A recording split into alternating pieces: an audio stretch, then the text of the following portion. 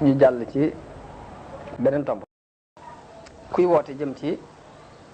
moo xam diine ngay woote wala ngay woote jëm ci ab tariixa la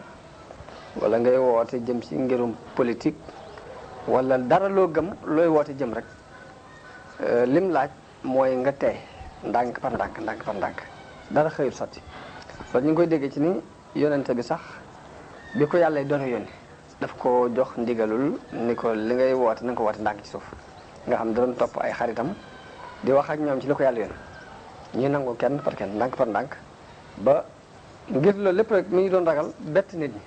ak loo xam ne xamuñ ko woon te mbetteel kooku mën na leen a andil ñu far gàntal ko ba faaw. moo tax di ko def ndànk par ndànk ba nit ñi nga xamante ne àggagul ci ñoom it danañ dégg ñu ne mi ngi woote nangam dégg ñu ne mi ngi woote nangam te agseegul ci ñoom googu sax am na lu mu leen di jariñ ci woote bi bu agsee. moo tax bokk na ci xikma ci kuy woote jëm ci yàlla ngay def étape par étape ndànk par ndànk bañ a jékki-jékki rek ni teel ni li ma bëgg day sotti mbaa àddina tukki. loolu du xikma kon dinañ ko jànge ci ni yonente bi sallallahu alayhi wasallam doxalee ab wooteem ci njëlbeen.